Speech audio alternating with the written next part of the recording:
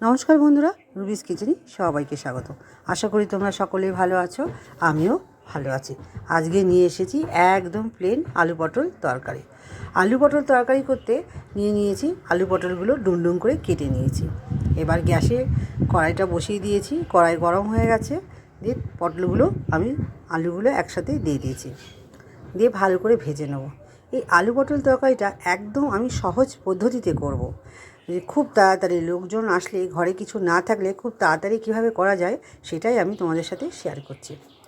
আলু পটলগুলো আমি ভালো করে প্রথমে ভেজে নেব, তারপরে নুন আর হলুদ দেবো, দিয়ে আবার ভালো করে ভেজে নেব। কারণ নুন যদি কোনো তরকারিতে না হয় তাহলে সেই তরকারি খেতে ভালো লাগে না। আর এই রান্নাটা আমি শিখেছি আমার মায়ের কাছ থেকে।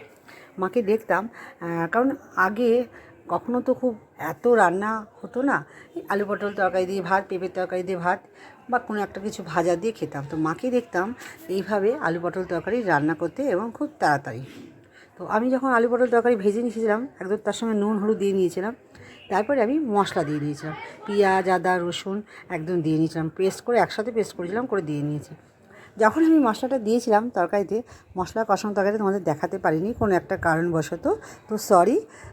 তোমাদের খুন্তি দিয়ে আমি দেখে নিলাম। আমি টমেটো কুচিটাও দিয়ে নিয়েছি, মশলাগুলো ভালো করে কষিয়ে নিয়েছি। এবার আমি গুঁড়ো মশলাগুলো দিয়ে নেব। গুঁড়ো মশলাগুলোর মধ্যে আছে ধনিয়া গুঁড়ো, জিরে গুঁড়ো আর কাশ্মীরি লঙ্কার গুঁড়ো। আমি কাঁচা লঙ্কা আদা পেঁয়াজ রসুনের সাথে পেস্ট করে নিয়েছিলাম, তাই রং হওয়ার জন্য আমি দিয়ে নেব লঙ্কার গুঁড়ো 2 চামচ মতন দেবো। দিয়ে এবার আমি ভালো করে মিশিয়ে নিয়ে 2 কাপ মতন জল দিয়ে নেব। তোমরাও আমি যেভাবে করছি এভাবে করে দেখো, দেখবে তোমাদের ভালোই লাগবে। আশা করি আমার রান্নাগুলো তোমাদের ভালোই লাগে। তোমরা কিন্তু কমেন্ট করছো না, কমেন্ট করো। আর কে কোথা থেকে কমেন্ট করছো সেটা আমার খুব জানতে ইচ্ছে হয়। বন্ধুরা, তোমরা একটু কমেন্ট করো। চলো, এবার আমি 2 কাপ জল ঢেলে দেবো। ও সরি, এবার এখন একটু টক দই দিয়ে নিচ্ছি। টক দইয়ের কথা তোমাদেরকে আমি শেয়ার করিনি। এটাই হচ্ছে আমার মাকে দেখতাম স্পেশাল রান্না করতে। আলু পটল তরকারিতে টক দইটা ভালো করে পেস্ট করে নিয়ে তারপর টক দইটা দিয়ে দিত। এটা আমি আমার মাকে দেখতাম। তো মাকে আমি জিজ্ঞাসা করাতে মা বলল যে হ্যাঁ, আমি টক দই দিই। তুই কী করে জানলি? আমি দেখতাম সাদা মতন ওটা কী, তখন তো জানতাম না যে টক দই এরকম। তো আমার মনে হলো ওটা টক দই, সেই জন্যই আমি টক দই দেবো। মা আমাকে বলে দিল এইভাবে কর। আমি অনেক দিন করেছি, তাই আজকে তোমাদের সাথে শেয়ার করছি। দেখো, আলু পটল তরকারিটা একদম ফুটে গেছে।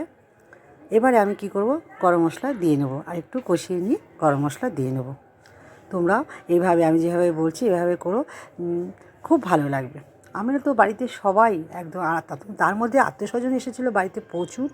তো কী করব, চট করে রাত্রেবেলায় করেছি গরম গরম ভাত আর আলু পটল তরকারি, আর একটা সিদ্ধ নিয়েছিলাম। সবাই চেটেপুটে খেয়েছে, ভালো খুব ভালো হয়েছিল। কীভাবে করেছিস বল। রেসিপিটা আমি বলেছি, আমি রুবিস কিচেনে রেসিপিটা ছাড়বো, তোমরা দেখে নিও। আমি তো মুখে বলবো না, তাহলে আমার ভিউজও হবে। যাই হোক, ওদের সাথে একটু মজা করছিলাম। কেমন হয়েছে অবশ্যই কমেন্ট করবে আর সাবস্ক্রাইব করবে। আর বন্ধুরা, ভালো থেকো, সুস্থ থেকো। চলো, বাই, টাটা।